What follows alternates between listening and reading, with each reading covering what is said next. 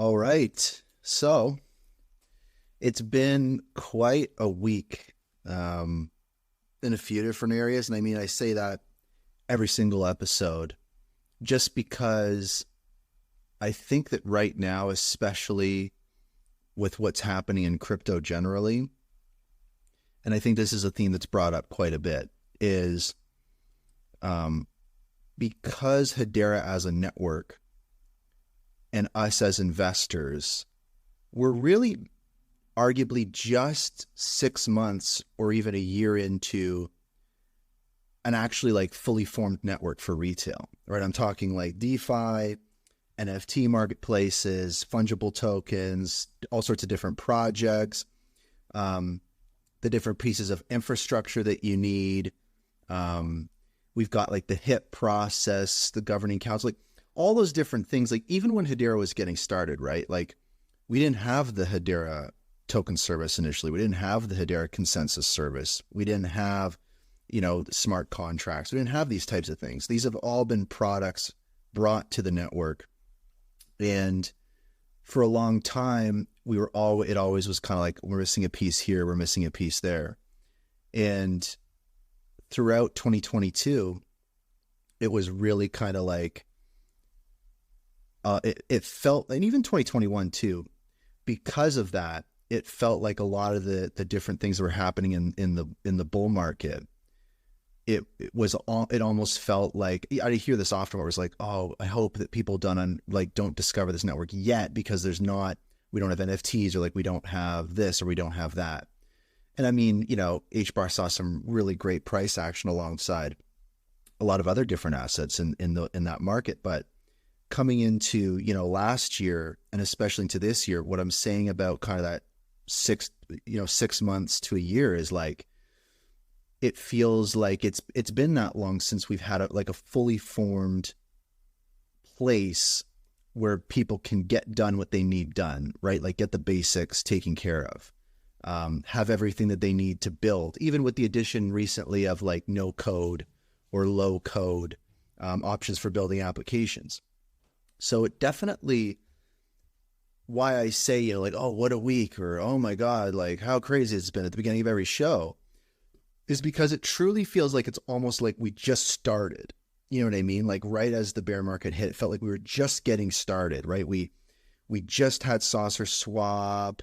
We just had a rise in the NFT space. So it really feels like it's an exciting time right now because on the backdrop of so many things kind of falling apart, and then also too recently, which we'll talk about in the show, is like all these new things when it comes to traditional finance, and other kind of organizations and institutions and entities kind of changing their posture on crypto. It definitely feels like a very interesting time in Hedera. So that's why every week is kind of like, oh my God, it's kind of wild. But what this episode is about is realizing that, the same as that was the story for Hedera a while ago, and some of us can remember those times. It's currently those times for other networks, right? Or other communities. And one of those communities is the ordinal community. Now, before any, HBAR barians go, oh, why would we care about ordinals? It's this, it's that, all those different types of things. Like when I keep seeing stuff about ordinals in my feed, I think we, in the Hedera community, sometimes we can shrug off technology because it's inferior, or the technology itself isn't capable of its design purpose. That's how it can feel sometimes. And it's tough to reconcile that with the fact that hundreds of millions of dollars, right, have flowed through the ordinals ecosystem. So when we talk about scaling or mass adoption, it's those trade-offs, right? Like the problem with the ordinals world is they don't have the pieces that they need to do what they need to do, really, right? Same situation as we were in. But they have this different dynamic where they have that kind of mass adoption because it's tied to the Bitcoin crowd. So it's very fascinating. And I think that it's easy to look at that space and see a lot of problems. But as we'll learn, I think that a few in the HBAR community see opportunity. So we'll touch on that Patches isn't usually around on Sundays. I put the feelers out. We'll see if he's around. If he stops by, he stops by. He hasn't been on the show for a month. I thought it always feels like I have him on the show pretty frequently, but I looked and I was like, I haven't had the guy on for a month. So it's been a while. But anyways, we got a lot of stuff going on. We're live on Twitter with another week at Hashgraph to unpack. Let's dive into the news and rumors mega thread on Twitter and get some stuff out of the way initially. So that's pinned to the top of the spaces here. We'll just dive into a couple things. We're going to talk about ordinals, of course. We're going to talk about an upcoming interview I've got with an executive partner at IBM. The mainnet has been going wild. DOVU has updates. HBAR saw some very interesting price action.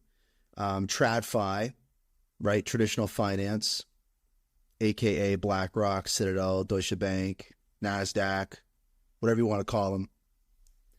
They're changing their perspectives a little bit, right? And some people have some thoughts on that. There was a great episode of the HBAR Bull published with a couple key insights I just wanted to unpack. I'm working on an NFT. I'll talk a little bit about that. There was a Chat GPT plugin created for Hedera that's had some interesting ripple effects, which we'll touch on. We'll talk about Atma. We'll talk about HashPack. We're going to talk about the Fed. We're going to talk about just a brief update in the Access saga. Any OGs out there? And Archaea has a little goodie for everybody. So with that, good evening from Ottawa, Canada, everyone. My name is Brandon Davenport, and I'm a developer, musician, and founder at my creative firm, Dirksen & Davenport Incorporated, helping artists, businesses, and startups in the Hedera ecosystem. And like all of you, I'm a Hashgraph enthusiast. It is June 25th, and welcome to Hashgraph News and Rumors, episode 81, Problems and Opportunities. This is a weekly show where we cover the top stories related to Hedera, HBAR, and everything in between, broadcast live on Twitter Spaces every Sunday at 7 p.m. Eastern, 4 p.m. Pacific, and made available on all major podcast platforms, including Spotify, Apple Podcasts, and YouTube every Monday. Get all the info you need about the show and listen to past episodes at itsbrandond.com/HBAR. And if you're listening live now, on the Twitter Spaces at the bottom right, there's a little comment button. You can, if there's something interesting, mention it. I'll talk about it. The mega thread is pinned to the top, so you can dive into each story. And share the spaces now, let's get it out there. The more, the merrier. And I mean, this show continues to grow. I've been, looking at the numbers from the different spaces and also from the different platforms. It's growing from hundreds of listeners to thousands. I mean, a lot of people are in different time zones. So most listeners are listening to the recording of this, right? Like I usually have about maybe 100, 150 people tune in live. I wake up in the morning, a couple hundred people have listened. So that's why we brought the show to, Apple Podcasts, Spotify, all those things. Just people want to listen to the recording. A lot of people aren't available on a Sunday evening. So want to keep the time slot, but want to make sure people can listen. And I mean, the other thing too is the show's getting longer. I mean, when I started the show, it was tough to fill an hour. Now, consistently, the show is like an hour and a half to 2 hours. It's just because I think that there's so much happening. And one thing to keep in mind is we've received so many, really just awesome donations. And I say awesome donations because people will leave a memo in the transaction with a nice message. So I'm just assembling the pieces I got to get for my new audio setup here, all stuff. So the show's going to keep getting better. But I think that there's so many people currently, like the HBAR Bull, Fatboy has a great spaces, Vicente and the HBAR Gremlin do a great spaces for NFTs. I mean, I can go on and on. So there's more people covering news in the space right now, which is great. So what I'm hoping to do going forward is find better ways to filter out the stories that I talk about, to find a better focus for the show, because I think that it's tough to try to pack things in. I want to try to find that breathing room. So I'm going to be continually trying to make the show as good as it can be. I don't want it to grow into this monster of a show. I want to try to keep it nice and tight. So, I mean, the guests, I'm doing guests now. I've had all sorts of people on the show. So it just keeps growing, which is great, but finding that focus is key. And I mean, if you want to support the show, send an HBAR donation to enthusiast.hbar using your Hedera wallet. The full HBAR address can be found in the thread pinned at the top. Brought to you by listeners like you. Let's just dive into it. We have so much to talk about. I think what I'll do real quick is I'm just going to talk about kind of a little bit of, I guess it's kind of breaking news off the top. Breaking news as in I woke up this morning and was kind of excited. Also, perfectability, I'll bring you up because right after I touch on this, we'll chat about what's going on over on the Hedera subreddit. But when I woke up this morning, and again, I'm in Ottawa, I'm in the Eastern time zone, I wake up and I see some really wacky volume on HBAR, and I see it kind of, we're not pumping, right? But like we're seeing some solid upswing on HBAR as of this morning. I don't know what the charts look like right now. I'll take a peek in a minute, but it was the volume that was exciting. I was kind of like, oh, weird. Like what's exactly going on? So I'm scrolling through my feed and I see that Ed Marquez, he had published an article on the Hedera website talking about an interesting demo that you can do to create a chat GPT plugin to effectively talk to the network, right? So you'd be able to ask things to GPT like, hey, how many of this token does this account have? And chat GPT would be able to tell you that. Now, obviously, two of the biggest buzzwords right now is, crypto and AI. So when you put those together, it creates a little bit of kind of like rocket fuel. And there was an article at the same time when I woke up, there was an article in, I believe, Cointelegraph, I think. And it was, the headline was basically, let me see if I can find it here. Yeah, the headline was Chat GPT plugin goes live for the Hedera network. So obviously, buzzwords aren't all for nothing. There's also substance behind it. It's a useful tool that was created. I mean, if people are excited about it, they're excited about it. And a part of me was like, could an article like this about like some tech demo drive price action like that? And to one of my tweets, Brady from Swirlds, he kind of said, well, it's obvious. I mean, the timing, you can't ignore the timing on this. So I think it's pretty well understood that this article on Cointelegraph and kind of as that news propagated about this little tech demo for a chat GPT Hedera plugin caused a little bit of a price spike, which is strange and fun. So it goes to show that, when you have these buzzwords, they do have an effect. If that was the case, of course, like if it wasn't just some other kind of private market activity that was driving that or what have you. But I mean, obviously, probably perfectability, something that the Reddit community was talking about. But I want to unpack the Reddit report now, basically taking a look at the Hedera subreddit where we've, there's like well over 35,000 HBARbarians over there, unpacking the news, going really deep into all the sorts of rumors and stuff. So perfectability is kind of like just a solid guy over there. He's doing a lot of the posts, providing a lot of the insights, and has his fingers on the pulse of the subreddit. So what's going on, man? I'm sure people are talking about the chat GPT thing, but I'm curious to kind of see what else is on everyone's mind over there. Yeah, that was definitely huge news and something I'm really excited about, and I think the community as well. Other things that was happening, we talked about on the Reddit is we got a new crypto world record for 116 million transactions in one day, so that was pretty exciting. And Hedera passes Bitcoin's lifetime transactions every 6.5 days. So we pretty much just do all of the Bitcoin's like lifetime transaction, which is pretty awesome.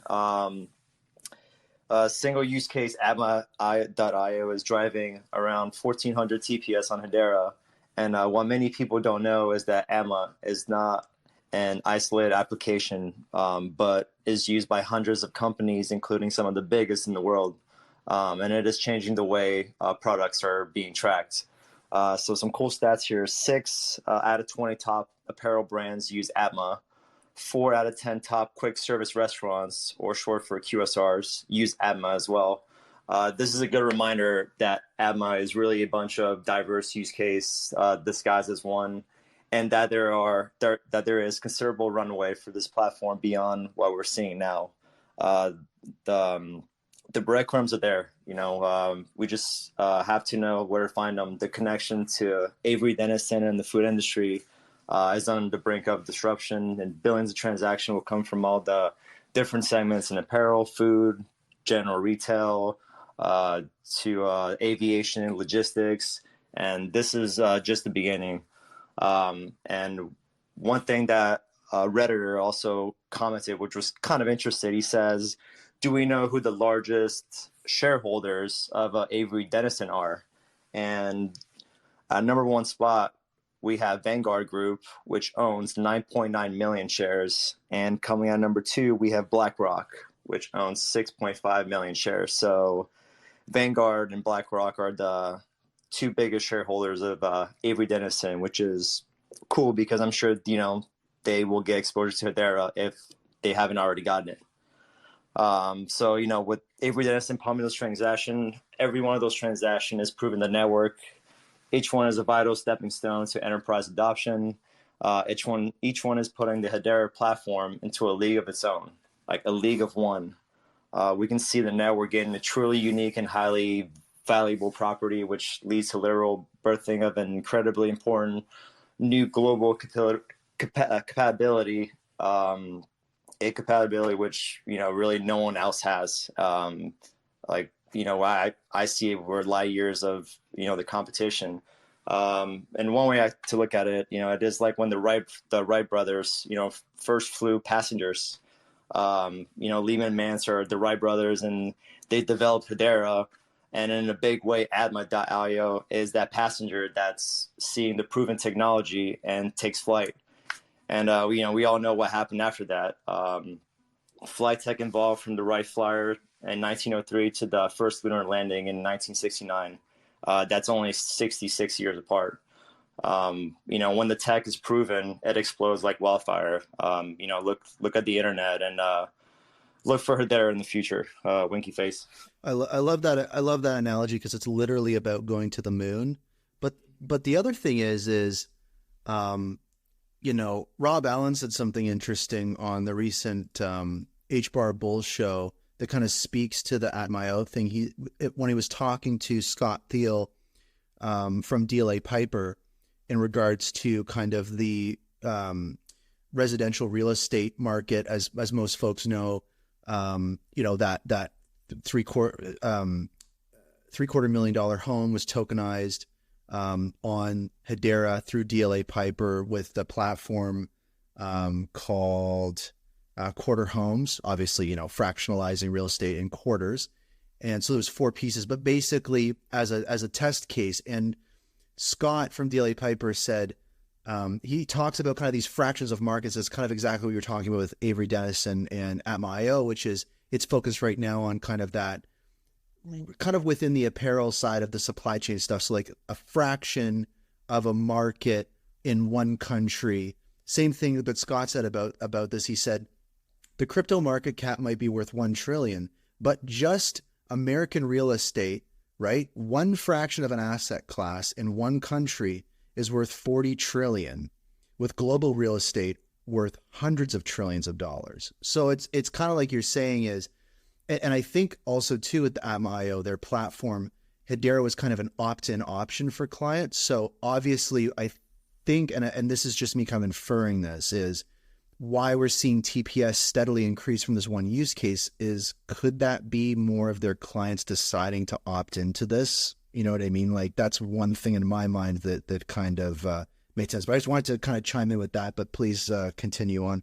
Yeah, that was great. And there was also a great interview with the HBAR Bull where I think he had both like somebody from TOKO and Quarter Homes. That was also super interesting. But yeah, like I love every time Rob just says stuff just because he just so I don't know, like he's just so full of knowledge. Oh, sorry, did I say Rob Allen up front? I meant Scott. I don't know why I said Rob Allen. I think I said Rob Allen because Rob Allen is literally on every episode of the HBAR Bulls show. So if I said that, sorry. And he did talk about TOKO and Quarter Homes too, so you weren't wrong. Yeah, that's hilarious. Okay, great. But yeah, just coming back to all that, if you want true utility, utility that is adopted, then it must be proven before the majority will adopt it. It's not optional. It's like the Wright brothers. They had to prove that the airplane like flew. That didn't just came crashing down until they got their first passenger. And the value of this proof is so important that whether it is granted by the HBAR Foundation or charged for, it doesn't even factor in the issue of the utility being adopted and proven. So I think that is super important. A lot of people complain, say like, oh, like Emma's doing all these transactions, but they're not like they're from a grant. Well, I think the value is that they're showing the world like what Hedera can do. Like they're proving that first flight, like they're that first passenger in a big way. Yeah, I think that I love that analogy, because I think that's something too on this that the community has been grappling with is, really the fact that all of those transactions done by Atma are subsidized, right? And really Atma isn't paying for these services initially, but I think it's a great point to understand that it's not like just this is some kind of like enterprise trial run or something like that. This is risk mitigation essentially for a leap of faith into a new technology at a scale that I don't think has ever been seen before. Like, just to reference that HBAR Bull episode again, like Rob Allen did say, like, this is the biggest enterprise use case utilizing blockchain. He says blockchain, but obviously like DLT largely. So it's like, this is really like all hands on deck.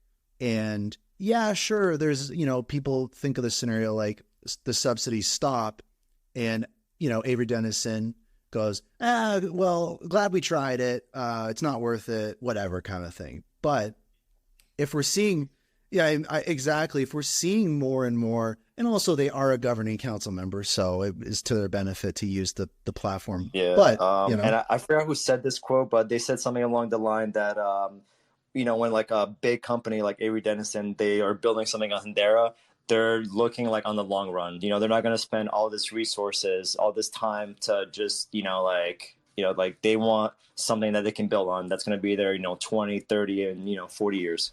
Yeah. But what else is going on? I thought the Bank Social had a MAA, and I thought that was pretty interesting.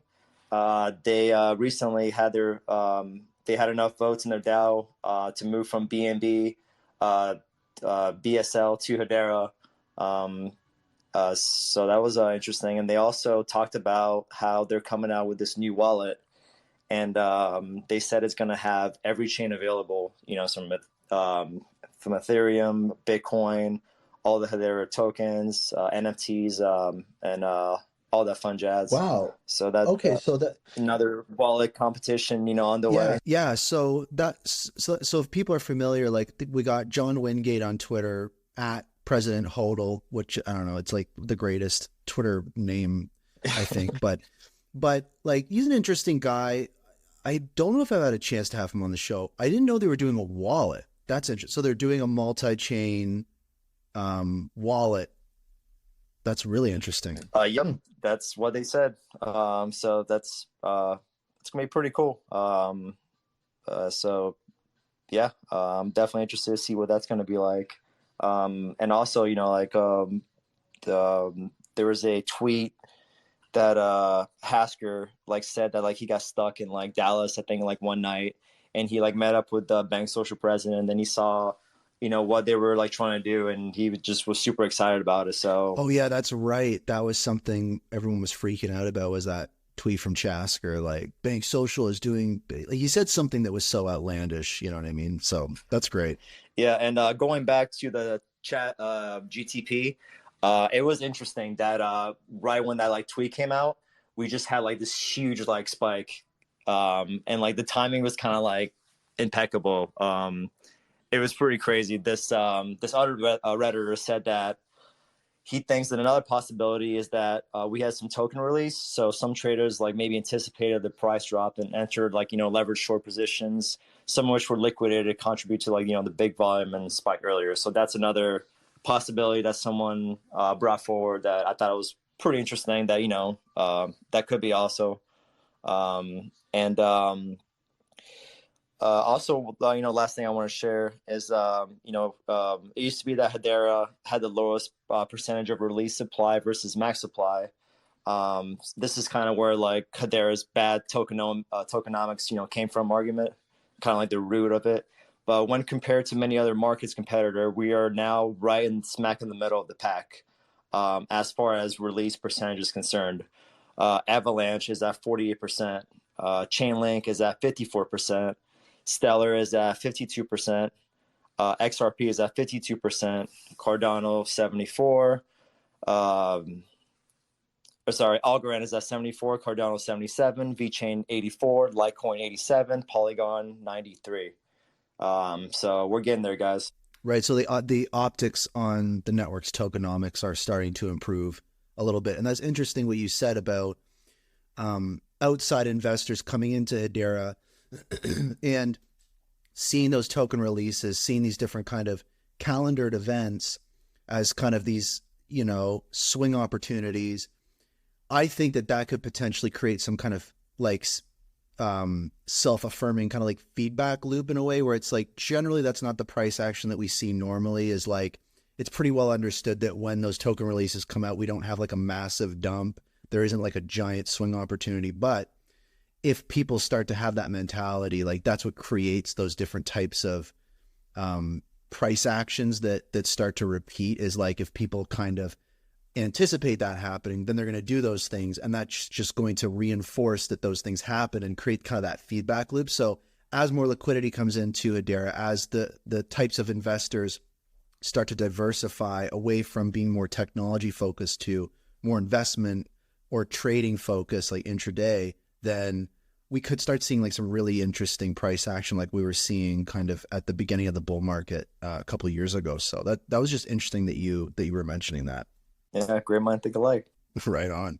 I think that's pretty much all in my end. I did want to say the Karate Combat fight was awesome. I put all my coins into Raphael, and I was not disappointed. That was a pretty sick fight. Did you get to catch any of it? No, honestly. So one of the announcements I have for this episode is there's not going to be an episode of the show on July 9th because I'm actually going to be, that weekend, I'm going to be getting married. So I've been in kind of like, right. So I've been in wedding planning mode. So I have not had time to bet on any fights. I've barely had time to like get this show put together today. So it's like, I have to dive into it because I feel like an idiot because they do that. They do the, betting so you don't lose. So it's like, what am I doing? Like, why am I not just, And that's why I went all in. If I was like actually like investing, I would have, like spread it out. But I was like, you know what? Like, if I miss this, like I'm gonna still have the same amount of coins I have. So I was like, I can make that kind of play and take those risks. But calculated risk. Like, Rafael is probably like the best karate fighter of his weight. When he started like. He was like fighting, and there was a time where he was literally just like dodging punch. Like, I don't know if you guys ever seen like Dragon Ball Z where they're just kind of like dodging like punches like really fast. That's what he was doing. So when I saw that, like, in other fights, I was like, yeah, that's the guy I'm betting on. And it worked out good for me. So that was fun. We watched the fight at my house, my friends. I got my friends into like the game, and they really got into it. And then we had like a little party. So it's a cool little vibe, to have even Hedera like tied to it, I think that's a cool use case. So yeah, that was pretty exciting. Yeah, I mean, like, even if you're not into fighting, like, just with perfect ability to scribe, that's what we've been starving for, is like genuine fun experiences for people where they're using this network and this technology. Like, that's literally what mass adoption looks like, is like, hey, we're hanging out, we're on an app, we're watching sports, we're doing, things that we normally do. They don't know what's happening under the hood. It's just fast and cool. So I love that. I love hearing that. That's wild. Yeah, it was cool. Right on. Okay, well, man, appreciate you coming by. I love the tidbits and info as always from the community. Was there anything that you wanted to shout out or anything before I move on here? No, just, shout out to you, man. Like, you getting married, that's huge. Congrats, man. Thanks Like, so much. happy for you. And I'm sure the community is just as excited. Yeah. Thank you so much. I really appreciate it. I could be happier. All right, brother. I'll talk to you guys later. All right. Cheers, man. Okay. So let's dive into it. So, talking about records, right? Talking about activity on the network, growth, all these different types of things. Pleasant surprises, like I described, waking up this morning and being like, oh, what's going on? We also saw something crazy happen, probably the craziest. 5 days ago, the mainnet hit 13,500 transactions per second. So for reference, right? Just for any folks that are new, just so I can impress upon you how wild this is. Bitcoin, right, and Ethereum are running at, maybe 1 to 10, like maybe on a crazy day, 20 transactions per second. Effectively, every network combined, right, is running at, 500 to 1,000 transactions per second. And the Hedera mainnet currently is averaging about 1,000 or 1,500 transactions per second. So that's crazy in itself. But not only that, since the inception of the public Hedera network, the network's actually been capped to 10,000 transactions per second. So basically, what that means is the network isn't going to go past 10,000 transactions per second. Now, what we did learn from, I can't remember exactly who it was. I think it was it Lehman in that interview? Was the interview I did with him, or was it the one before? Or was it the town hall? Anyways, what we know is that 10,000 transaction per second throttle on the mainnet isn't like a hard throttle.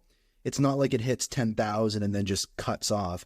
It can accommodate spikes beyond that. So hence we saw 13,500 transactions per second.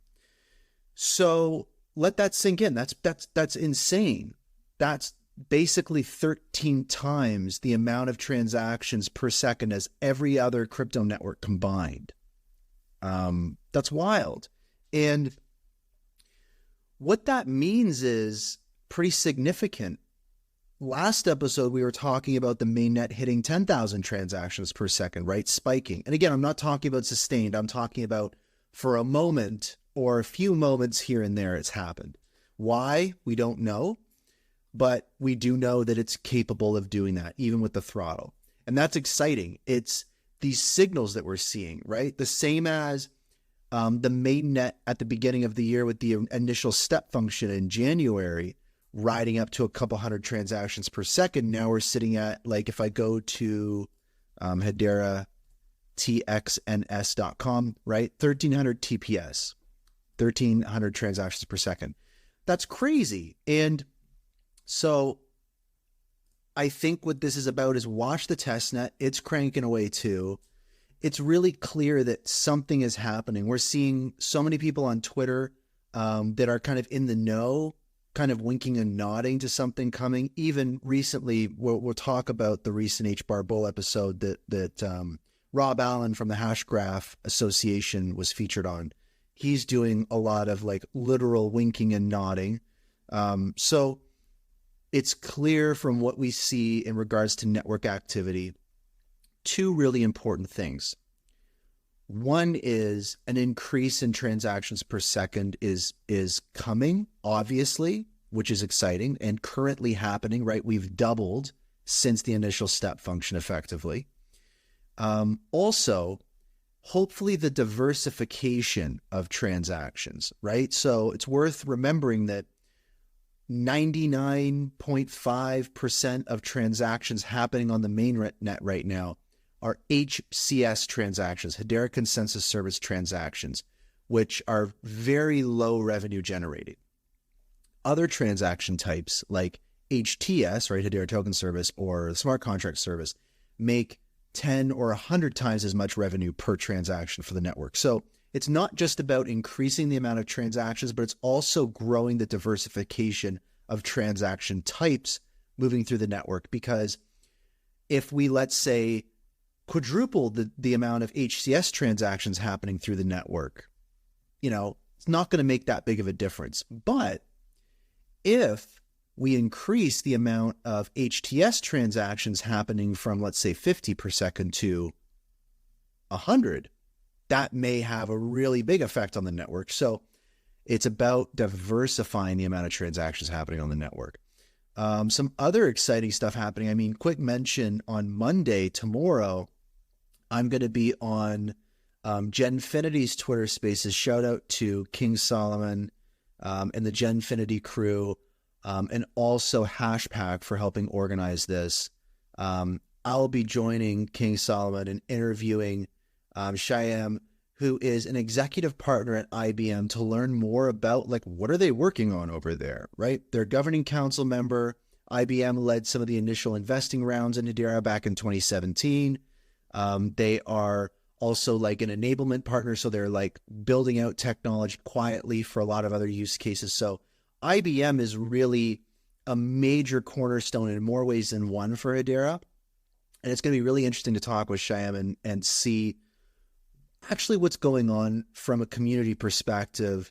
I really want to take some of the questions and sentiments that I've seen in the community and kind of bring that to a governing council member and kind of be hey, what's going on?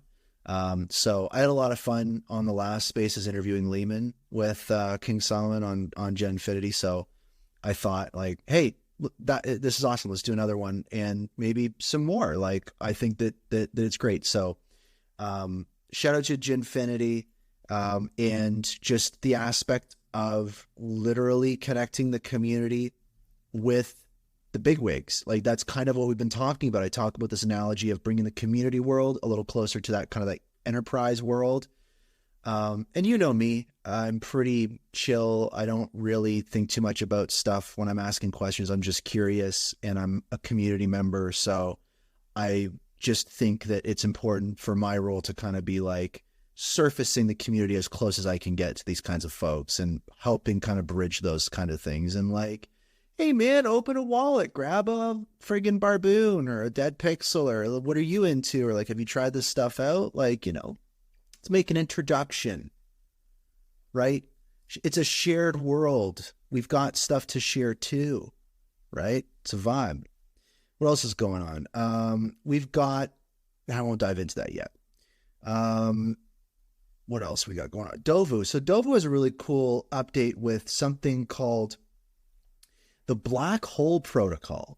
Now, quickly touching on this, the full story is in the Twitter thread pinned to the top. It's quite technical, but what's great about this story that I love, it can really be distilled down into an easy to understand thing. And I love it because it fits with the theme of the show, right? Problems and opportunities. There's a problem on the Hedera network where burning assets like NFTs is difficult, right? In comparison to Ethereum-based networks. So what this effectively means is if you hold NFTs that you kind of want to get rid of permanently forever, it's not super easy to do that. And you want to be able to just send them into a black hole, which is effectively a contract that includes analytics and sucks those NFTs in, and they can never be extracted, right?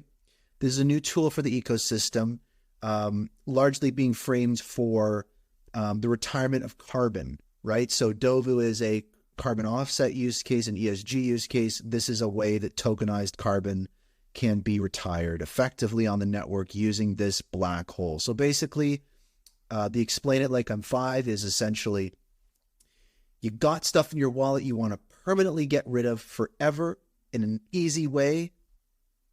Now you have one on Hedera where you didn't before. And I think it's on testnet. I don't know if it's live on mainnet yet, but it's a big development. It's really cool. Check it out. And maybe send some stuff that you don't like anymore to the black hole. Speaking of black holes,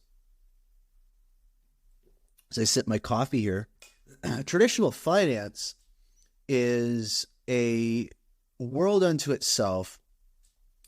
One of the reasons Web3 is exciting is because a lot of people around the world can't be included in traditional finance, right? They call these folks the unbanked. In developing economies, these people might be far away, right? They might be a lot different than people on the other side of the world, but they're our neighbors, right? In regards to how we're all connected right now through the internet. But the problem is that they can't get connected. They can't get access to things that they need. A great example of this is often in Canada, here in the US, and kind of some of these, leading economies in this space, right? Like Europe and different things, and is we're using Web3 to make our existing systems better, retrofit our existing systems, tear the old systems down and replace them with better ones, right?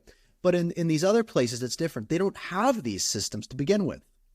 And so it's a very different story. And there's upsides and downsides, right? The downside is that you've got, billions of people that just don't have access to basic things the same way you and I do, being in different economies, right? They don't have access to banks. It's not easy to do these things. And it's not easy for businesses to be able to do these things. It creates a bottleneck for the development of entire societies. And so what Web3 is great for is you don't have a system to retrofit. You're not replacing anything. You're starting brand new. It's a blank canvas. And that's why we're seeing so much innovation in regards to Web3 in these developing economies. And that's the upside. That's what makes it so exciting. So that's fun. That's cool. But over here, we're talking about regulations. People are digging their heels in. People get paid a lot of money to keep inefficiencies in place. Inefficiencies generate a lot of revenue. Another great example of that is in the Web3 space itself, a lot of revenue is generated by 50 cents, $1, $1.50 fee being hidden inside of a network gas fee effectively. And on Hedera, you don't have that. So even Hedera itself is disruptive to Web3 in the same way Web3 generally is disruptive to traditional finance. So what's going on in traditional finance? Well, as you've all seen, it's been a rough go for Web3. I don't think that from a regulatory standpoint, like when we look at the FCC or the SEC, when we look at institutional banks, organizations, and even enterprises too, the take on crypto hasn't been super positive. We've seen tweets recently after this bear market, this arguable crypto winter has overtaken us, and we're at the bottom, or so they say. And it's just a lot of despair in the air. BlackRock, Citadel, Deutsche Bank, NASDAQ have all started to enter the crypto space. We're seeing Fidelity. We're seeing Coinbase rearing up. We're seeing, well, I won't say Coinbase, they're not traditional. I don't know why I looped them in. But anyways, banks, traditional finance, government, even the Fed chair talking about how the fact that stable coins need to be treated as actual currencies in a way. Is this kind of a buy the dip moment? Like, is this their time when they're kind of deciding to come in, right? Gobble stuff up.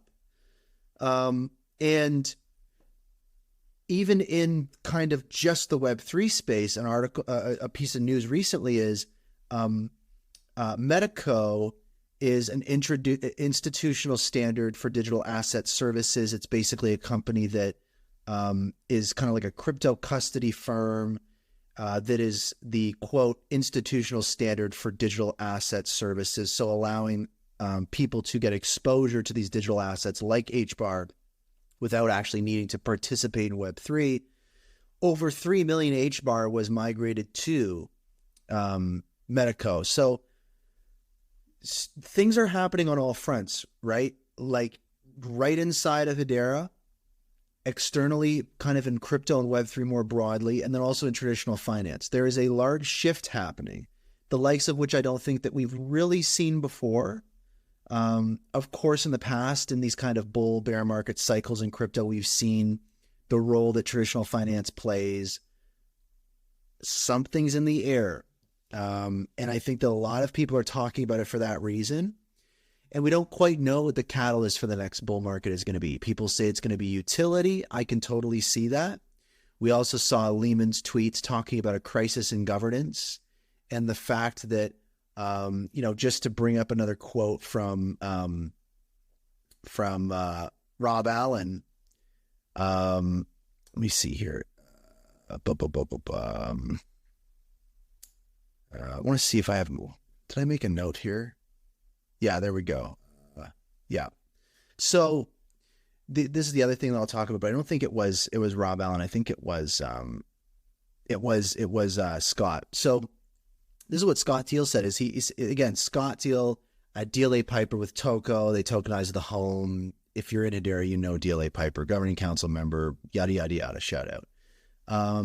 Scott says, technology and the governance aside, right, the two big factors we always talk about in Hedera, the network with the most TVR, right, total value represented, is going to influence the decision of a homeowner or business and which network they want to tokenize their valuable assets on, right? Talking about the tokenization of these residential real estate products, but also referencing TVR, total value represented, which contrasts total value locked. And that's kind of what this is all about. Is I think that, seeing this news like we just covered here, and then segueing into this HBAR Bull interview where he talked with Scott Teal and also the CEO of Quarter Homes about the tokenization of residential real estate, what that looks like, and how you kind of can extrapolate that to what we're seeing in traditional finance. I think that really hits the nail on the head. You've got TVL, which most folks are familiar with, which is basically the measure of, right, total value locked. What DeFi assets, right, decentralized financial assets are held on this chain and locked on this chain.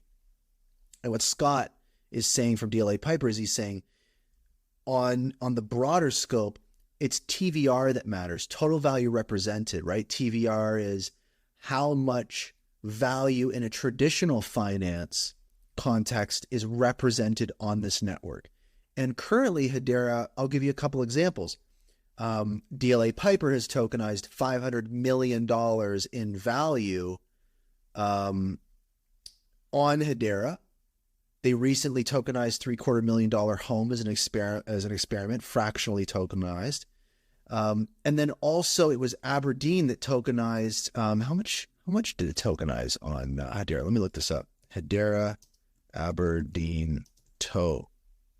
I think it was something like, so they tokenized, I think it was like 15 billion pounds worth of their assets on Hedera. So when you look at the TVR aspect of these networks, it gets very interesting. You can argue that Ethereum has, just with USDT, right, has $60 billion tokenized on it. But in the same respect, you could say that Hedera, with just Aberdeen's and DLA Piper's use cases, Hedera has close to $20 billion of assets tokenized. And I think that the enterprise angle of Hedera, we could start to see that number rise quite a bit.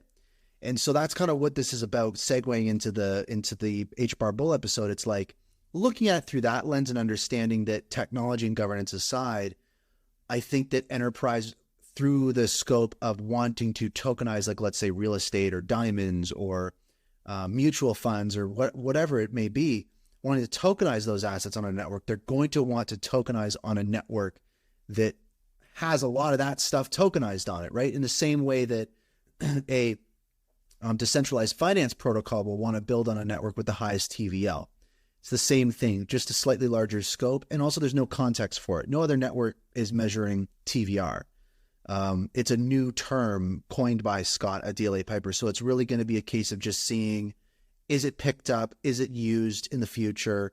And how do we measure it? How do we display it? Are we going to live in a world where on the Hedera website or on a Hedera use cases website, it displays how much TVR they have? Who knows? But a couple other interesting takeaways from the HBAR bull episode was the Quarter Homes and Scott Thiel's stuff and DLA Piper stuff. So Shannon, last name Deitch, I guess, probably mispronouncing that, but Shannon, CEO of Quarter Homes, obviously Quarter Homes tokenizes homes in quarters, right? Fractional tokenization of a home. So buying a quarter of a home. Clever, right? They're working with TOKO, right? TOKO is a subsidiary of DLA Piper. The home that was tokenized was actually the CEO's home. Talk about eating your own dog food. In Boulder, Colorado, they tokenized 97% of the $740,000 home. This is the first time anyone's done this. And Scott says the first of many, which is key. He also emphasized that these are products that are being treated as securities. So they're not dealing in regulatory ambiguity. They're already set to go. So that's interesting about these use cases. Something to keep in mind is they are literally tokenizing securities. This isn't a question of they're in some kind of gray area. They're like, yes, these are literally securities. We are one of the world's largest law firms, and we are tokenizing these securities. So it's a different realm that's very interesting to see. They want to work with clients, right? TOKO wants to work with clients in the full headlights of regulatory scrutiny. So this is a very different conversation than the one we've been having in crypto, right? They want to work with clients that are literally tokenizing securities, as Scott says, quote, in the full headlights of regulatory scrutiny. Very interesting. He has topics that he can't talk about. And he kind of wanted to give a flavor of some of the topics he couldn't talk about because obviously they're confidential. They're working with a central bank in Asia around the tokenization of mortgage interests. Fascinating. They're planning on doing an equity token offering for some of their clients, right? So tokenizing equity in a company. So effectively like a tokenized stock, I guess. And potentially for TOKO itself. Very interesting. And Quarter Homes, this is where I found the most interesting. They're working with TOKO to build an exchange and marketplace for these tokenized real estate assets. People will be able to trade these tokenized properties down to the dollar. So the same way as you would go on like a Zeus marketplace to trade NFTs, imagine having a similar experience with these tokenized NFTs that represent these real world assets. We talk about it with, when I had Rob Allen on the show, we talked about it for the tokenization of some of these sustainability and refi assets, right? Like carbon offsets and different things. Same with homes. So very fascinating. Scott also mentioning that the private markets are larger than public markets, sometimes by a factor of 8 to 10. So he said, all in, we could be looking at an $800 trillion tokenized real estate market. So that's really fascinating and very interesting. And if you talk about the future of, and I mean, think of some of the names we brought up previously, right? BlackRock, Citadel, Deutsche Bank, NASDAQ, Fidelity, all of these different, Vanguard, right? All of these different giant institutions that arguably control the, the world or whatever, tinfoil hat type stuff, but not kind of. They're all talking about the fact that this whole thing is going to move in the direction of tokenization. $800 trillion. Talk about TVR. That's pretty wild. And the last thing that he emphasized was they work with a lot of companies where scratching through the surface with those companies turns out all they want to do is make money. There's nothing wrong with that. But again, Scott, CEO of DLA Piper, says they want to solve real problems, and working with Quarter Homes is going to address the problem of regular people being able to afford a home and bring new liquidity to this marketplace for residential real estate. So with the recent challenges of being able to get a new home, like especially myself in Canada, like potentially thinking about, oh, what does it look like to buy a home? It's basically impossible the way that the way that these different things are structured, how you get the money to do things, how that liquidity is moving. And if you think about tokenizing these and how the process will change for homeownership, it's exciting. And it ties back into what I was talking about at the start of this traditional finance topic, which was, making things just better for people, for regular people, right? It's not just about improving the top 1%. It's also about these technologies making things better and solving really hard problems. And so I like the fact that initially you're like, oh, a $740,000 regular home being tokenized. Like, it's not really that exciting, right? You might expect like, oh, like a, $700 million skyscraper was tokenized or something, right? But I do like the optics on that, right? The fact that the initial proof of concept was a regular family home, I think speaks volumes to kind of what the direction of this use case is going to be. So dig it. Let's keep our eye on it. Just really quick, some other interesting stuff from the HBAR Bull video this week was he had Jim Nasser from Acor on, or is it Acer? Zepsi on the show said Acer. I don't know if it's Acor. Anyways, for folks familiar, there was Coinbase that published a video of Acor that is, a Hedera use case specializing in the medical industry, and kind of digitizing and tokenizing and authenticating medical data on the Hashgraph. Coinbase using that as an example in its fight with the SEC of DLTs supporting real world use cases and real value, as a counter argument to the argument that Web3 is just for JPEGs and crime, right? So the fact that a Hedera use case was used as an example is amazing. And two interesting tidbits was, turns out that this was the first featured by Coinbase, which is interesting. But not only that, Brandon, the HBAR Bull, the other Brandon, says something interesting that I just kind of wanted to just highlight. He said, Hedera could become a hotbed for initiatives like this when showcasing real-world applications, right? Think about that. Many high-profile organizations and entities like Coinbase going up against the SEC and trying to push this narrative.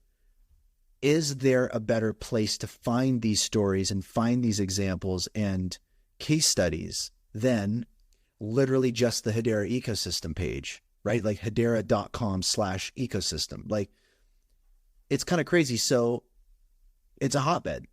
And let's see if we see more of these different types of things being leveraged. Rob Allen was on the show. He mentioned a couple of things that were interesting. They did an AMA structure where basically Rob Allen was answering questions from the community. There was one very, very fascinating tidbit here. But one thing interesting was Rob Allen noted that he misses the town halls and AMA from Manson Lehman. If folks don't remember, years ago, every single, well, I say years ago, I sound like an old man. Years ago, back when HBAR, you could get an HBAR for a whole quarter. Every month, there was a Zoom call where you could watch literally Manson Lehman just answer community questions. It was pretty crazy every month, right? This is when they were still at Hedera. They hadn't moved to Swirlds. That's gone now.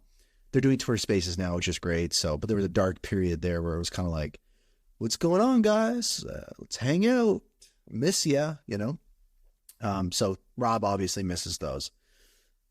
He highlights Atma.io is the best enterprise blockchain use case. We already talked about that. He noted that Atma uses mostly HCS, but this is interesting. Remember I was talking about just earlier in the show about the importance of diversification of transaction types on the mainnet and how that relates to revenue for the network. Rob Allen said something interesting here. He was joking at the top of the show that some things he can't talk about, or he might, quote, have a hit put out on him. And he was chuckling and, funny joke. He says the following. He noted that Atma uses mostly HCS, but to, quote, watch this space for the use of HTS. And he says he might have a hit taken out of him under his breath. So he's like, to kind of unpack that a little bit. What I take from that is Rob saying to the effect of, I know that you guys are looking forward to the network diversifying the types of transactions on the network and not just HCS. Stay tuned. That's going to change. So that's what I took away from that. I don't know if when he said watch this space, I don't know if he literally meant the Atma IO use case specifically, but very well could be, but obviously a nod to the fact that this is going to happen soon. He talks about some stealth projects. So he basically says, there's a lot of projects I can't talk about, but I can tell you which verticals these stealth projects are in. And he lists digital identity, stablecoins, payments and remittance, oracles, proof of reserve, rewards, consumer engagement, and sustainability. Obviously sustainability. But remember, this is Rob Allen. Started out as an investor, ended up joining FPOS in their, he was like an innovations guy, was on the governing council, joined the HBAR Foundation, and is now at the Hashgraph Association. So this is literally a community member and investor now at the center, at the eye of the storm. So he knows what's going on. And he also can look at it through the lens of being a genuine community member. So Rob Allen's a very, very interesting guy to watch. And I do hang on his every word because I think that a lot of what he says does come to fruition. And it's presented in a pretty conservative way. But he also doesn't pull any punches. He doesn't hold back. He says, quote, there may or may not be other Web3 companies joining the governing council in the medium to long-term future. Gives a big smile. I mean, it's probably nothing. I mean, in one case, you could take that as saying, wow, we're going to get another governing council member similar to Chainlink Labs or something like that on the governing council. Make of that what you wish. The other side of it is like, of course, in this 100-year company, every company we could probably think of is going to join the governing council at some point. So to say, a major accounting firm or a major, Apple is going to join the governing council. It's like, yeah, there's probably a small chance that'll happen in, 10, 20, whatever years, but very interesting.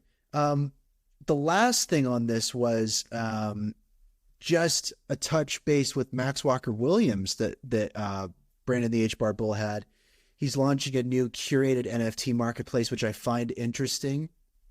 It's a interesting approach. Cole's notes from it is brands and companies are most concerned about how they appear in marketplaces and they want huge engagement. So basically what that means is a big brand like, let's say, Nike or McDonald's or Jaguar or something, or like a major artist, right? They're not going to want to appear in a NFT marketplace or launchpad next to a poop emoji or a drawing of a dick or something. It's just, I don't think it's something they can get around. It's just tough. The flip side to this is like, listen, it's Web3. It's like you can't prevent your NFT from being listed in a particular third-party marketplace. It's also just literally not possible to completely control the experience. That's why Web3 is the way it is. So to find a medium kind of middle ground, Max Walker Williams with his new mint condition marketplace, there's been like a bazillion people in my Twitter comments with the hashtag mint condition. I don't even know who they are because they all have the same profile picture. I mean, cool marketing campaign or whatever, but like, I get it, you know. I mean, it's like, yeah, it's cool.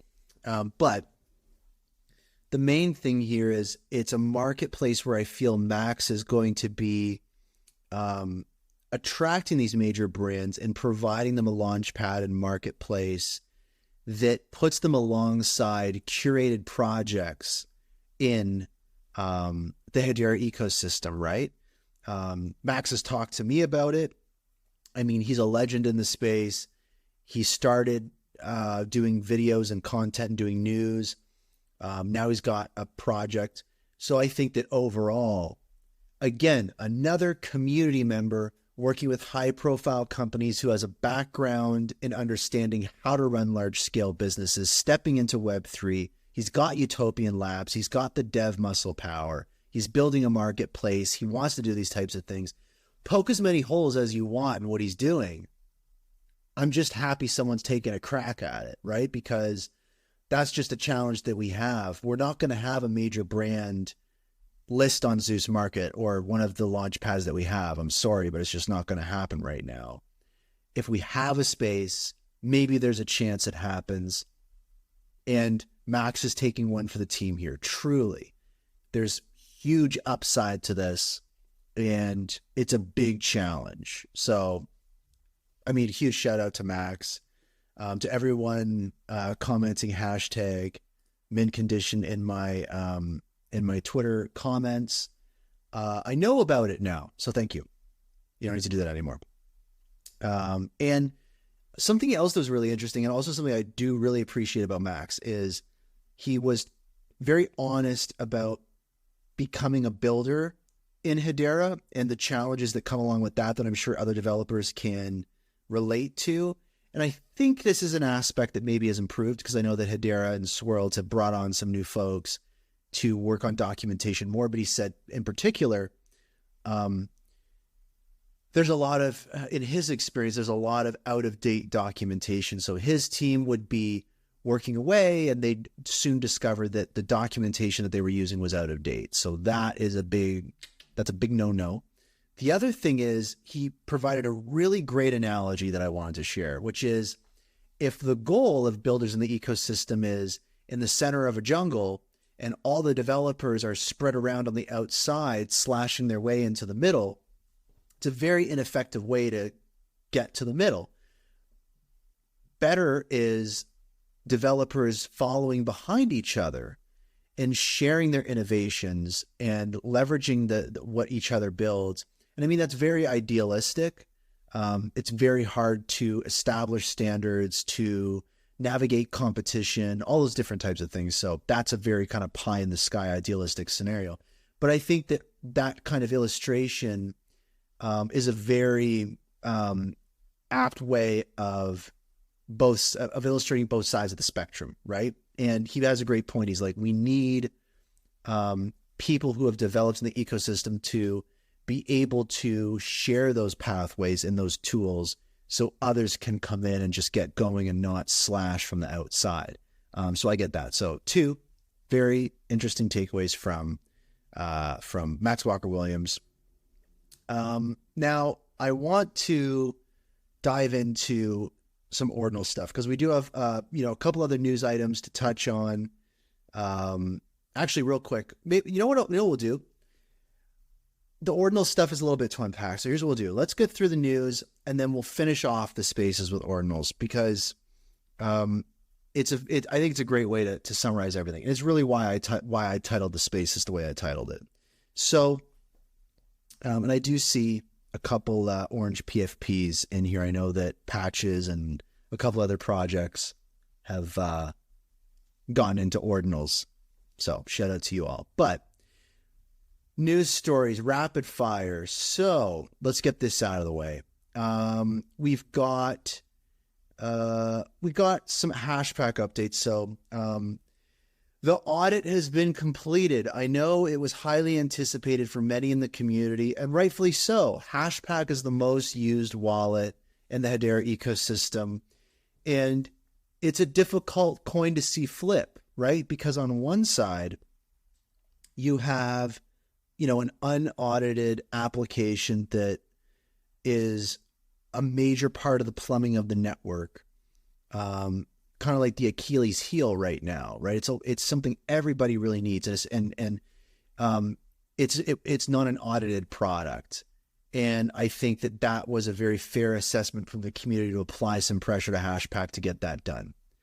The other side to that coin is wallets, especially non-custodial wallets, inherently have to do things that aren't conventionally I don't want to mush the words on this. I want to find the actual,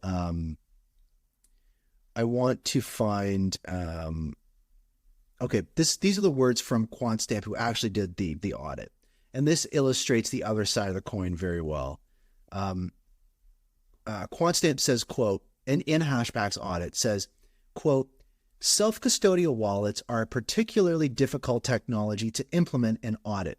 This is because they use techniques that would be in ordinary situations be considered inadvisable according to best practices in security. However, this is often considered unavoidable due to the necessity of users having access to their private keys. So effectively saying, you got to put the private keys on the device, and, that's not ideal, but literally it just has to be done, because how are users going to be able to do what they have to do?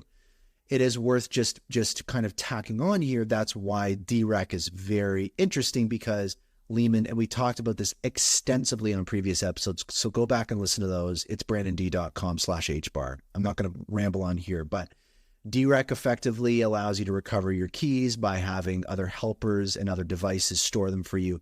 It can also act as decentralized custody. So effectively this, quote, unavoidable and necessary corner cut on security may no longer need to be cut with new technologies like decentralized custody. So fascinating to keep in mind. But that's the other side of the coin. So there was this coin flip that's been happening for a very long time. Everyone's been watching it, hoping it lands on the right side. It's landed. The audit is good to go. The issues, only one severe issue, couple medium severity issues, standard stuff for an audit. These have been acknowledged and or fixed or mitigated, and basically HashPack was super secure before. Now it's the most secure it could possibly be. And I think that this puts to rest a lot of concern in the community. And I think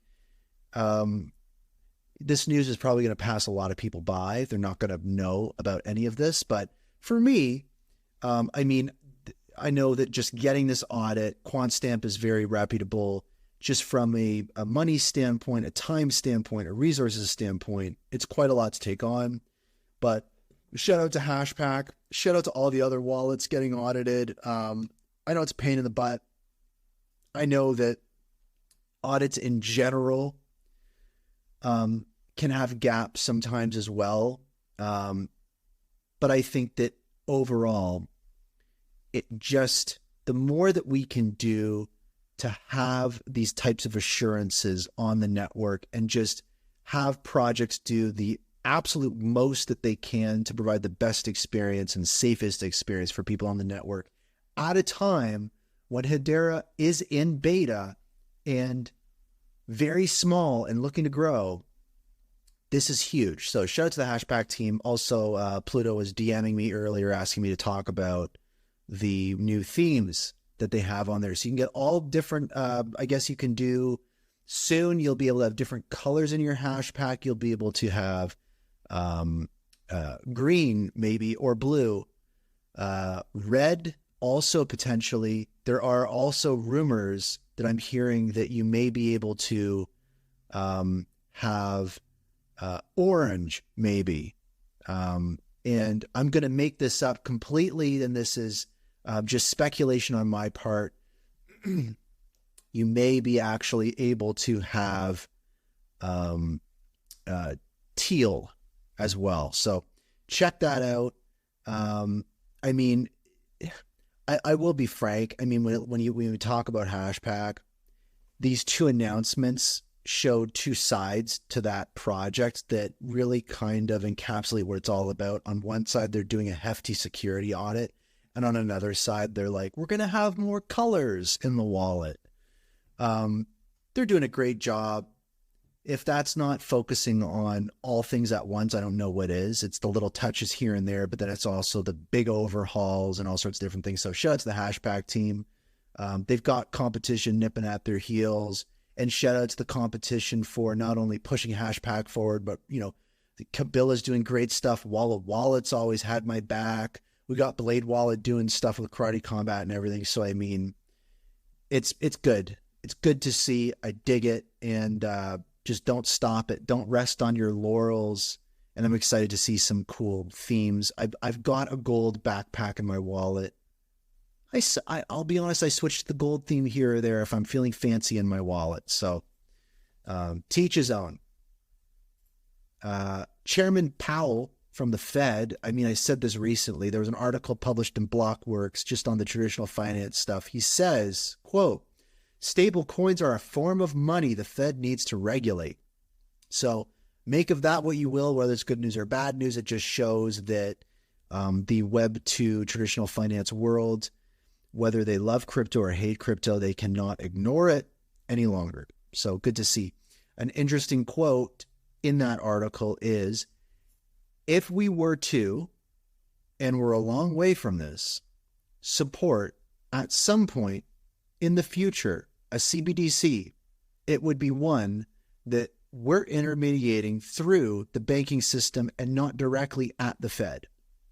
So talking about CBDCs, and with a sentence structure that is so convoluted that I can barely read it, they call it Fed speak. Yeah, I mean, there's signals that kind of the traditional finance, government, regulatory bodies can no longer ignore crypto.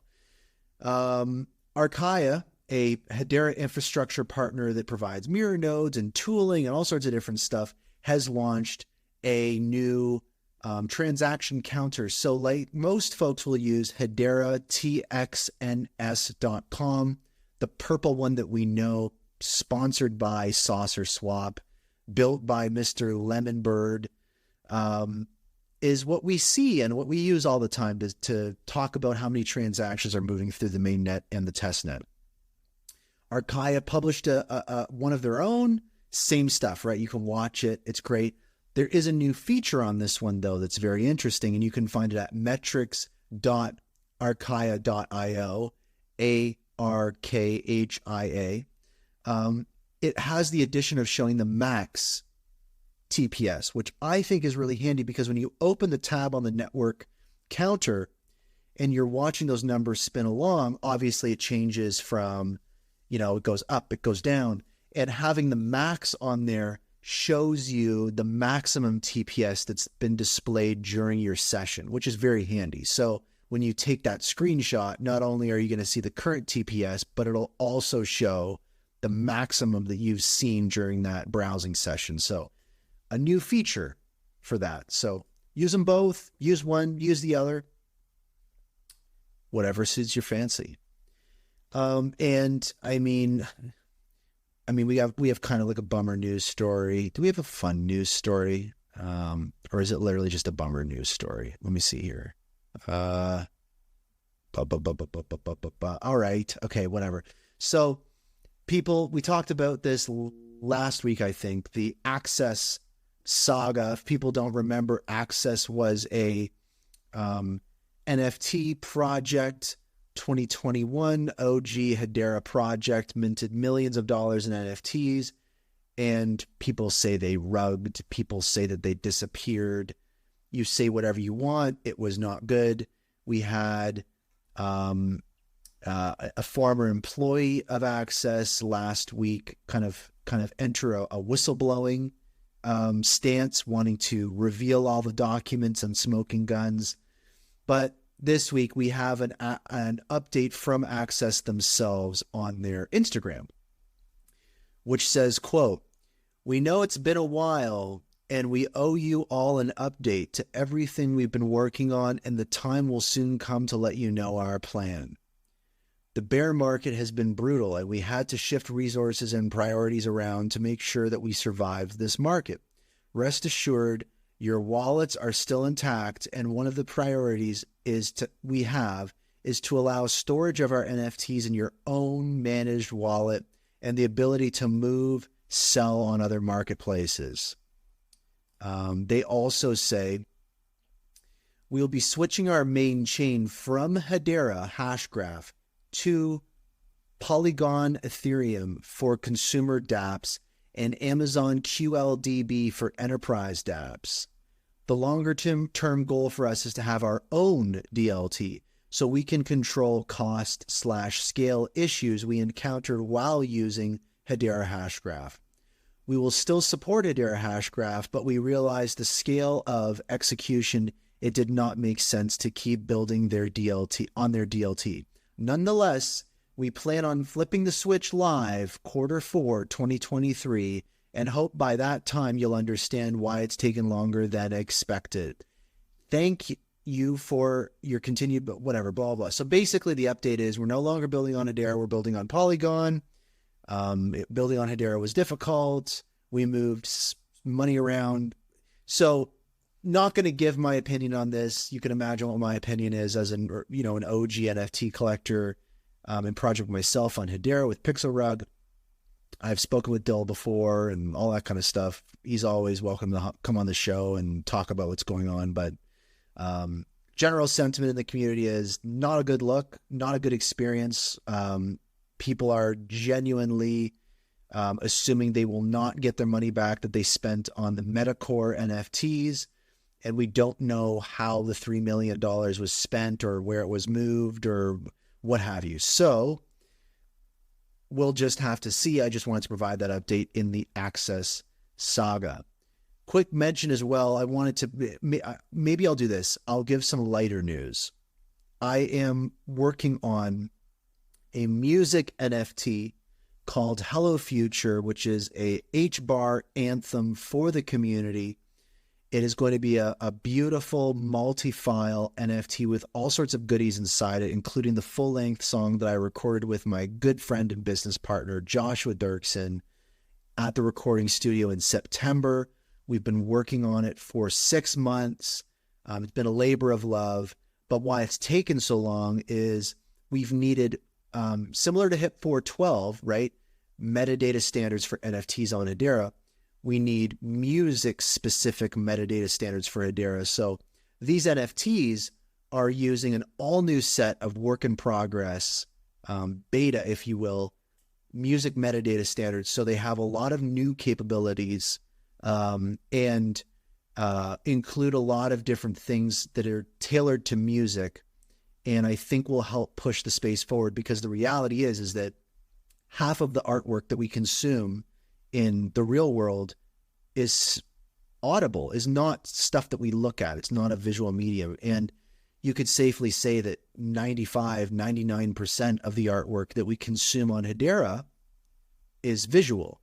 So there is so much more room to grow in the NFT space. And I do believe that music is going to be a massive wave across networks. And the difficulty is creating standards that accommodate the industry and not only allow these products to be created on DLTs, but allow those products to connect with the Web 2 world and all the different vinyl records and physical merchandise out there. So it's a huge undertaking that's going to take a long time to figure out. Certainly, it's going to be beyond just a group of musicians. But the only way to start stuff like this is by putting out music. Right? So, Hello Future, an HBAR anthem from my creative firm, Dirksen & Davenport Incorporated, is coming very, very soon. We're working on the final touches. Everything's been put together. We're going to be minting on mainnet before you know it. So go to dd.styles/Hello Future, sign up. You'll get an alert when we got some insider updates. There's a...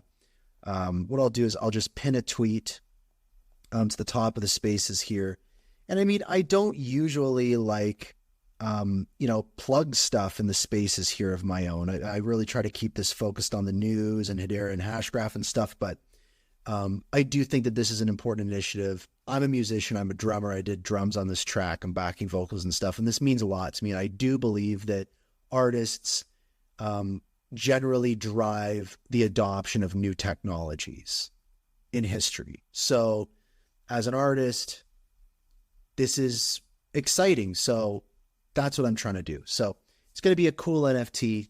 I can't talk about much more. There's so much I can't talk about with it, but it's coming. It's going to be exciting. The song is amazing. There's like a teaser of it in the video. Anyways, I'll move on from it, but check it out. I couldn't be more excited about it. So I hope everyone gets a copy. You will be able to get a copy of the Hello Future NFT for a couple dollars. You should always be able to get good rock and roll for a few bucks. That's my promise. So what else we got going on? The last thing I want to talk about today is kind of the main overarching theme, and I hope that you stick around. I know we're an hour and a half now, but I won't spend too much time on this just because it's not really directly Hedera related. But my mind was changed on this, and I'm going to talk about Bitcoin ordinals, and Patches is busy, but next time I get an opportunity to have him on the show, I'm going to talk with him about this more at length. But I wanted to just share some things that I learned from Patches, from Hangry Barboons, from other artists in the Hedera community and developers that are seeing opportunity where others are not, right? They're seeing opportunity where others see problems. Bitcoin ordinals, what are those? So I don't know. I don't know enough yet to understand how they work technically. So if you want to know more exactly about Bitcoin ordinals, Patches did an amazing Twitter Spaces that I'm going to be referencing. Go check it out. I was asking him some questions on it. It was a great conversation. I can't remember exactly kind of a lot of the details. It's outside of my knowledge, but if you're curious on that front, go check it out. But basically, to explain it like I'm five is this, is Bitcoin is not built to do certain things. One of these things that it's not built to do is to have fungible tokens and non-fungible tokens minted on top of Bitcoin. It cannot accommodate these things. There are interesting hacks and workarounds that have been developed to make this possible. And these hacks and workarounds are nuts. They're crazy. When you look at them on the surface, it's essentially a technology that's not capable of doing its intended purpose. And more so than that, the ways in which these are implemented are heavily centralized, right? Literally, it's like 5 or 10 people and like a laptop or two. There are these systems that have been put in place. There are bare bone. There's no real governance. There's no decentralized component. It's completely trust-based entirely. And whenever I saw stuff about Bitcoin ordinals, I just didn't really bother with it, right? I was scrolling through my feed and I didn't really bother with it, right? And I gotta be honest, I saw, some NFT projects in Hedera start dabbling in Bitcoin ordinals. And I was like, I don't get it. What's going on? And I think partially, it's because I'm spread so thin in my own work, right? It's a bear market. A lot of people are pivoting. My creative firm is working with so many different projects in the ecosystem, helping them weather this bear market. And just been so busy. So I'm like, ordinals, what's going on? This seems like crap. And what I started to understand was when Bitcoin ordinals were, quote unquote, invented, it was basically like, hey, we got an idea and here's how it's going to be done. And in the paper published for Bitcoin ordinals, at the top in big letters, it says, this will probably not work and will probably be discontinued very soon. This is an experiment. be prepared to lose all of the money that you put into this project. With the snap of a finger, hundreds of millions of dollars were funneled through the Bitcoin ordinals ecosystem. And that created this, this abrasive juxtaposition in my mind that was kind of like, what? Like, this is peak insanity. And it just gets your head further into that space of like, what are they doing? Like, this is such a problem. And hearing some people in our community talk about ordinals, and because like many in the Hedera ecosystem, or just many in Web3 in general, or I mean, with the state of things, anyone literally just working today, I just don't have the attention span for it. I didn't have time to look into these things. I didn't have time to see, like a few in the Hedera community have seen, that these aren't problems, that these may in fact be opportunities. And when I tuned into the Twitter space that Patches was hosting that had like 10 people in it initially, I don't think that there's a lot of interest for this in the Hedera community. But when I tuned into this, I have tuned in to be like, let me hear Patches explain how crazy this is and how insane this is, and maybe how we're going to make some money off of this, or like, I don't know what's going on. I don't know what's happening. And I'm just not the kind of person, like, I'm not really driven by money largely. I'm just happy to be here. So I was just curious to see what he was going to say. And he said something, and right away my brain switched. My brain switched from this is a problem to this is an opportunity. And what he said was really, really simple. He said, Hedera is designed, or Hashgraph is designed to be a trust layer for the internet. It's designed to be a trust layer for networks, for projects, right? That's literally how Lehman described Hedera. Bitcoin ordinals is a network in desperate need of a trust layer. Literally, this is what Hashgraph is designed to do. When you have a network that has hundreds of millions of dollars flowing through it, that is in some way bringing value to people enough that they continue piling liquidity into it, you start to see a concern in that community for proper governance, for trustless-based systems. They are crying out for a trust layer. And I mean, on the surface, when Patches, part of what he talks about being integrated with this community is it really is technically minded in that space. Everybody is interested in making money, and nobody cares what the outcome is. Nobody is concerned about the infrastructure. It's just not factored in. And that's the tough part, right? When you see that opportunity, it doesn't always mean that you're going to be serving people that want that, even though they need it. So it's that tough situation where you're building things people need, not things people want. So Patches has seen this opportunity, and Hangry Barboons and other Hedera projects, right? Even Dead Pixels and a few other builders in the space are seeing Bitcoin ordinals as this kind of monster of a network in need of a trust layer, and starting to do things like working on voting proposals, working on ordinals and improvement processes, trying to take some of the same methodologies and tooling that we have on Hedera and applying that to the world of ordinals, and actually having real results. They were able to leverage HCS to hold a vote for ordinals community members on Hedera.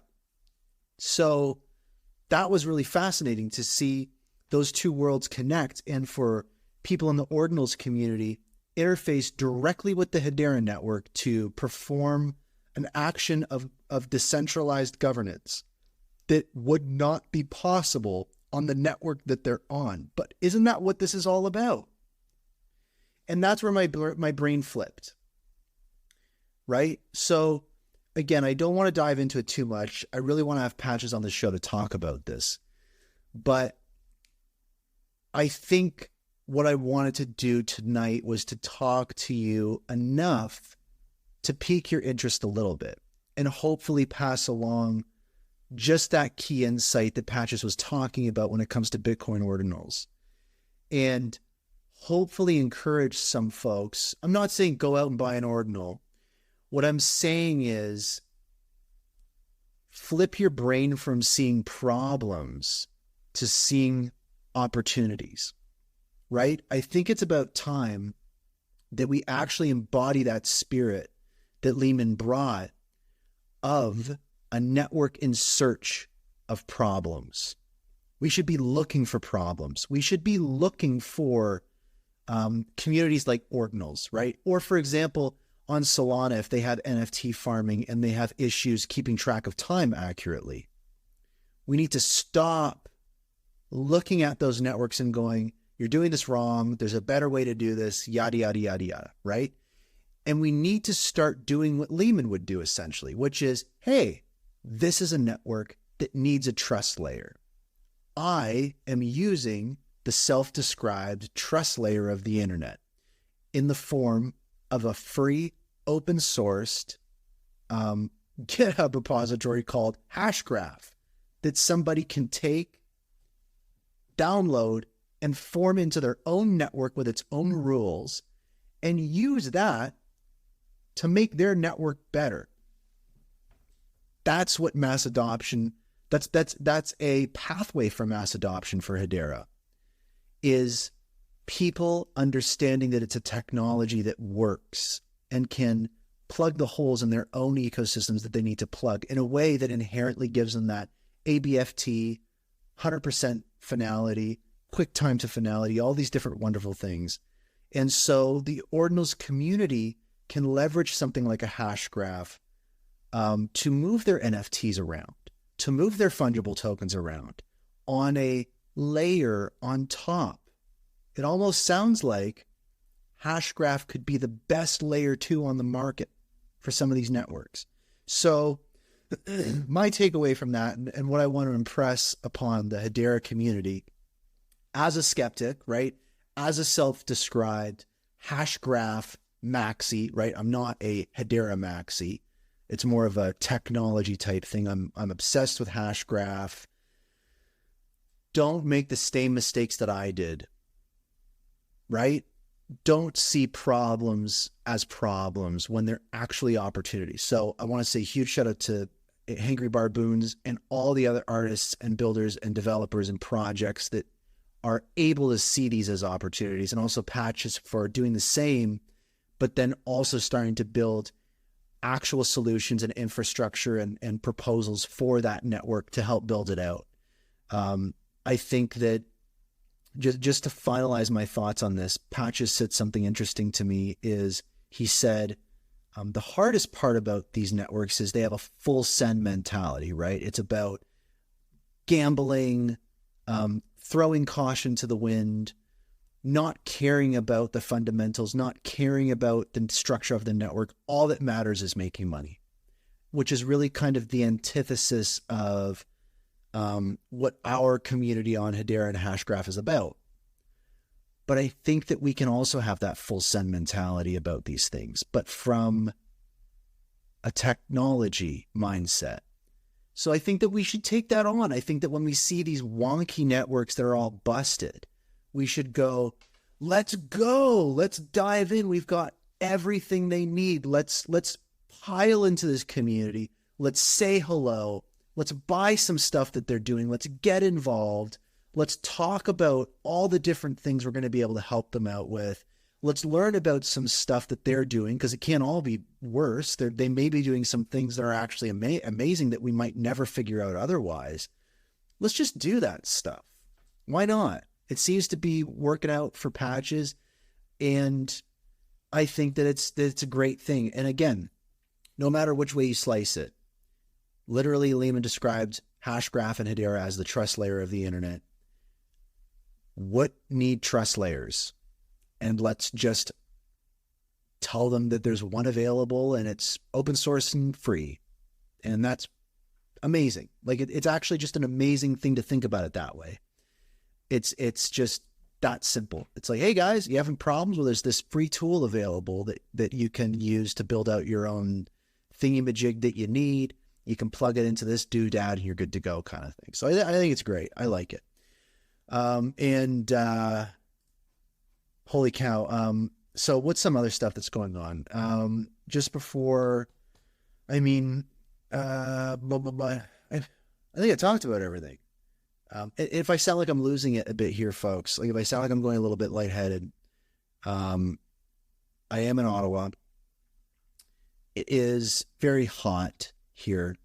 My AC isn't working correctly, and I can't open the windows in my office because there's a massive forest fire in the province just north of us, blowing smoke and God knows what over here, and it's dangerous to breathe it in. So I'm sitting in my office, just literally baking. I'm sweating. I'm ready to strip down here, and I'm starting to hallucinate a little bit. So thank you for bearing with me through the show. I really appreciate it. So another week behind us and another week ahead. A huge shout out to everyone listening live on the Twitter Spaces right now. Another shout out to everyone listening to the recording on Apple Podcasts, Spotify, YouTube, and an extra shout out to everyone making a donation to the show. If you have a moment, give the show a rating and review on your favorite platform. It helps a lot. I know that we're at the end, just nearing the end of the show here, but share it on Twitter Spaces anyways. Tell people to listen to the recording. Let's keep growing the show. The one thing that's great is we're growing in donations. I'm getting very close to being able for the show to afford some new equipment. It's going to improve, but the only way the show improves is by those donations continuing. So, and also too, it doesn't matter the size of the donation. Like honestly, I got a 20 HBAR donation with the memo in it, just saying how much they love the show and how much they learn from it. It's like, that makes my day. So any amount helps. This is a community show. I've been approached with partnerships. I've been approached with sponsorships and all that kind of stuff. I mean, it's a cool new show in the Hedera ecosystem that a lot of folks listen to, hundreds or thousands every week. So in a small community, which is quite the feat.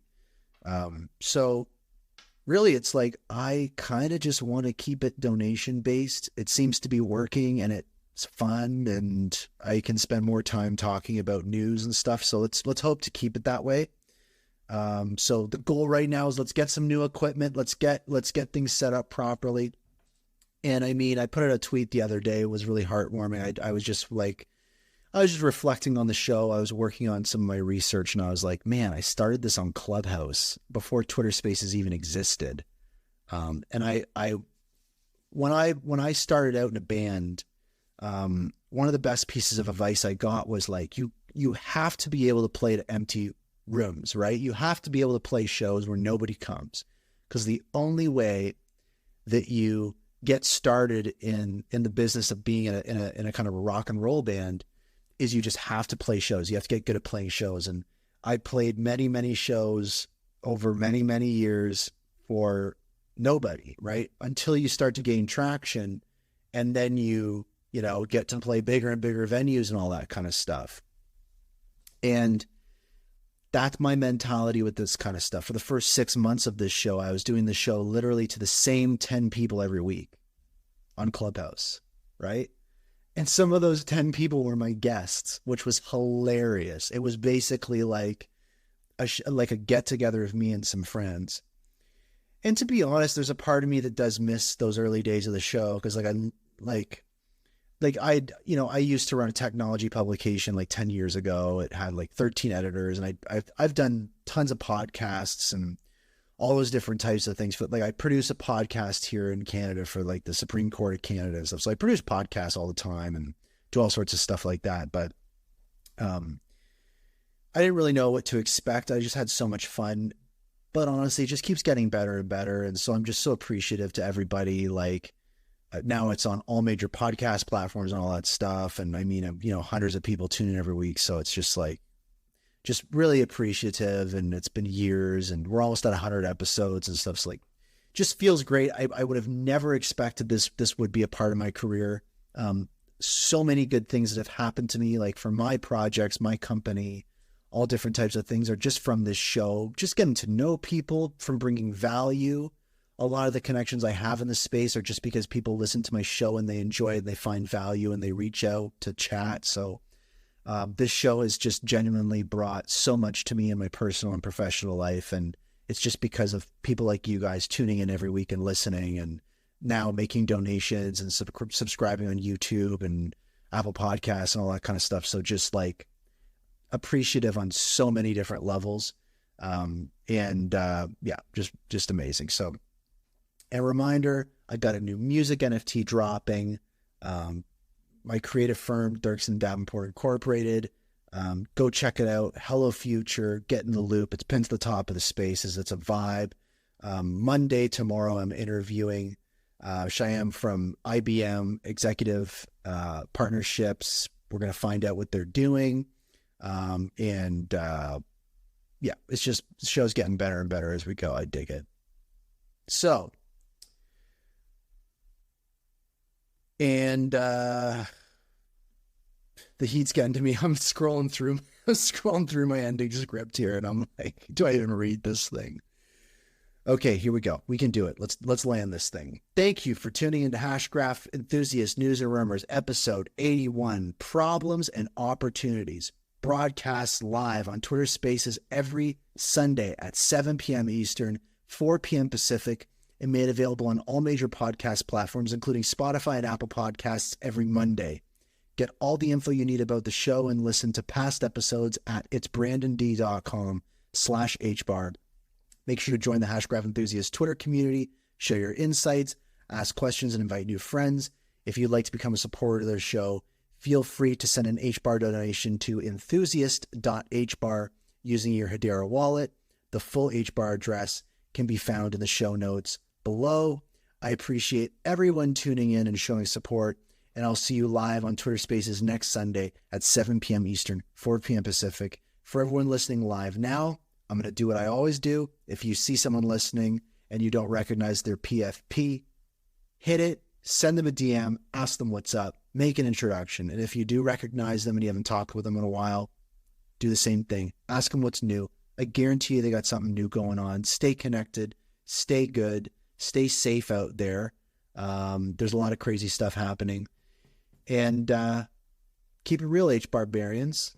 Hello future, goodbye past.